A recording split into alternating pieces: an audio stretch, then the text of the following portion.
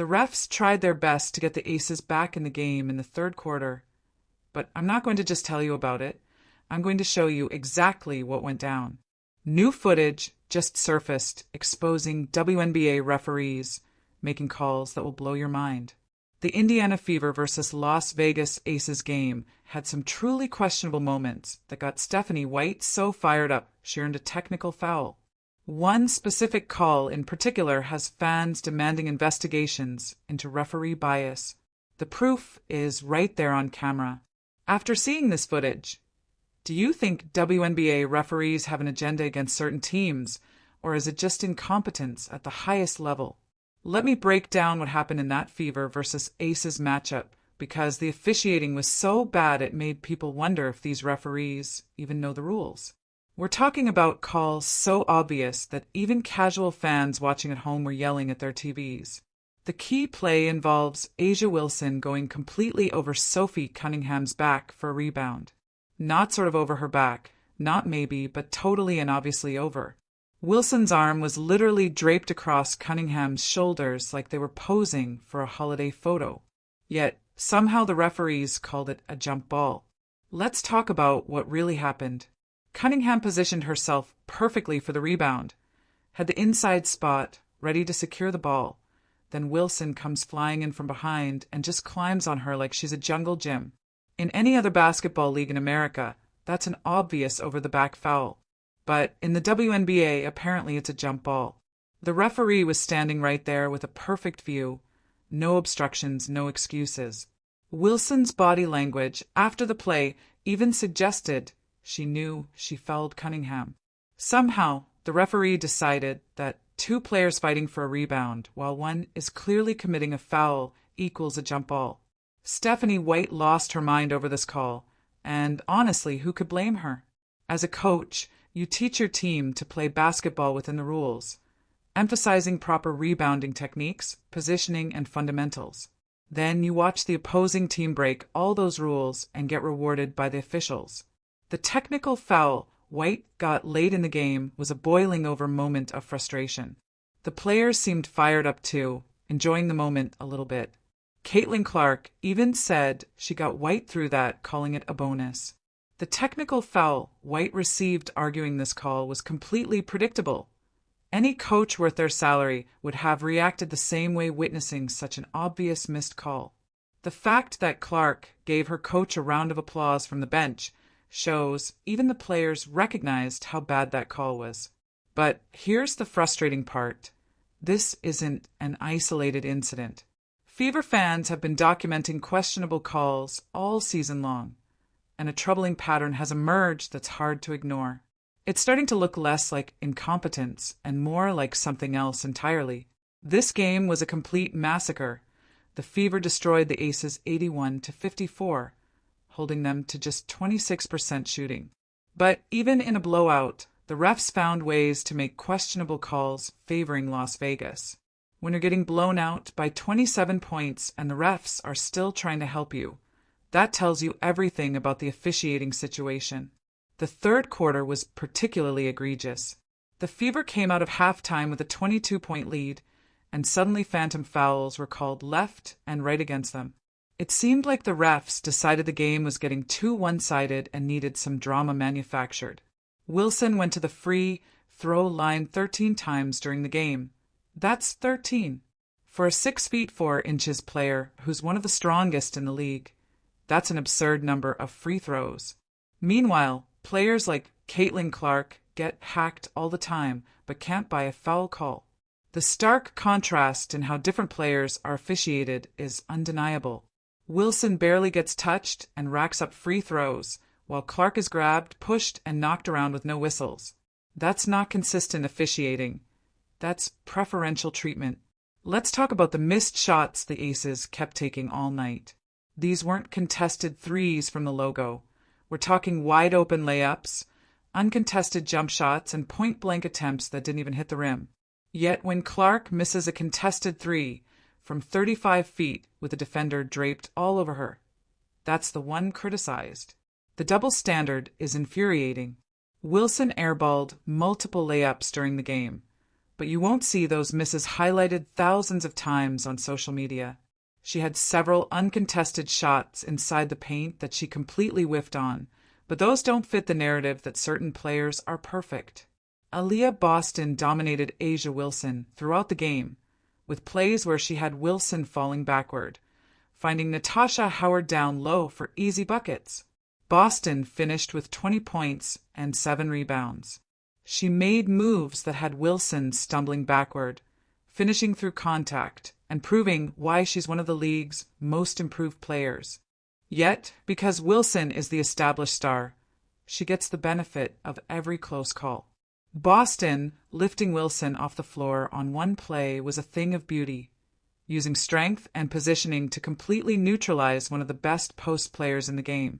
That should have been the story, but instead the conversation focused on missed calls and phantom fouls. Kelsey Mitchell knocked down 4 3-pointers, lit up the court, and impressed with her finishing inside the lane and her passing. Aaliyah Boston and Kelsey Mitchell cooked all night, combining for 25 points and multiple threes, but even their dominant performances were overshadowed by officiating controversy. Mitchell was threading passes through traffic and shooting lights out from beyond the arc. Aari McDonald's development was crucial too, filling the stat sheet with 8 points, 7 rebounds, and 7 assists while playing lockdown defense. Her energy and intensity were contagious, fueling the team's hustle. Natasha Howard's consistency has been remarkable, another double-double showcasing her rhythm with the team. The chemistry between Howard and her teammates improved dramatically over recent weeks. Even role players like Michaela Tymons made big defensive contributions. The team's depth has grown impressively, especially given how many people doubted them earlier this season. Lexi Hull's deadly consistent three-point shooting at around 50% from deep, combined with her defensive versatility, allows the Fever to switch multiple positions and stay aggressive on defense.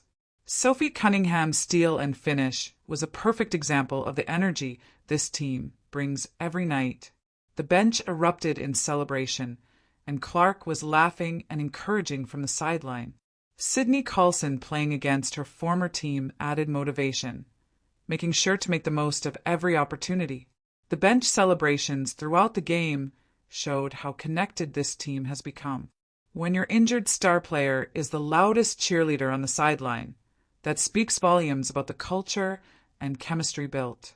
Boston's foul trouble in the third quarter largely resulted from the referees trying to keep the Aces in the game. She was playing solid defense, but got called for ticky-tack fouls that wouldn't normally be whistled in a blowout. The referees' attempts to manufacture momentum for Las Vegas in the third quarter were embarrassing. Call after call went against the Fever, turning what should have been garbage time into an extended free throw shooting contest for Wilson. The jump ball call on the obvious over-the-back foul was the breaking point for White, who had watched her team get called for phantom fouls while the Aces' obvious infractions went uncalled. Any coach would have reacted the same way. Clark's reaction to White's technical foul was perfect. She immediately jumped up to support her coach, showing the players understood the frustration and appreciated someone standing up for them. The pattern of preferential treatment for established stars is clear. Players with MVP awards and championships get calls that young players don't, regardless of what actually happens on the court. Wilson's scoring dominance is real, but the way she gets to the line is questionable.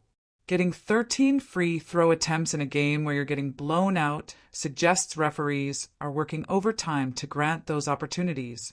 The lack of assists in Wilson's game compared to Clark's is telling. One player makes everyone around them better. The other focuses mostly on individual scoring. Yet only one is criticized for their style of play. The defensive pressure Clark faces every night is unlike what other stars experience. She's picked up full court, double-teamed, constantly grabbed off the ball, but those never result in foul calls. Wilson's size advantage over most opponents should make scoring easier, not harder. At 6 feet 4 inches, playing against smaller defenders, missing layups and needing referee assistance is inexcusable. The entertainment value of different playing styles is subjective, But there's something to be said for players making spectacular plays versus those relying on size and free throws to accumulate stats. The All-Star voting that ranks Clark ninth at her position is laughable given her statistical production and impact on team success. The bias against young players is obvious in those rankings. Boston being overlooked for All-Star consideration despite her huge improvement is another example of how narratives influence perception more than actual performance. The Fever's championship aspirations are real if officiating becomes more consistent. They've shown they can compete with and beat elite teams when the games are called fairly.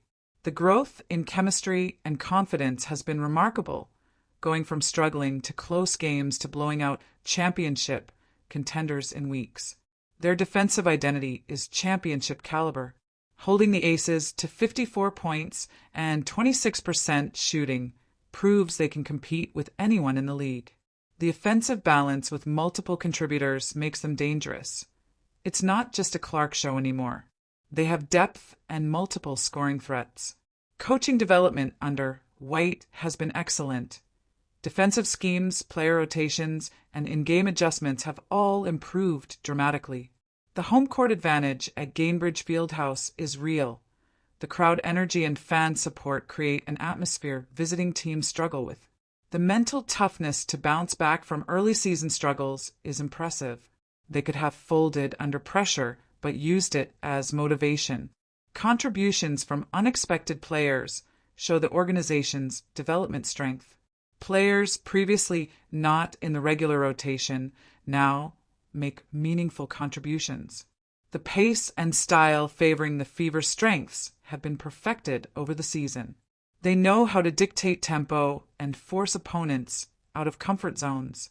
Rebounding improvements, especially from Howard and Boston, have been crucial for defense, allowing fast breaks and possession control.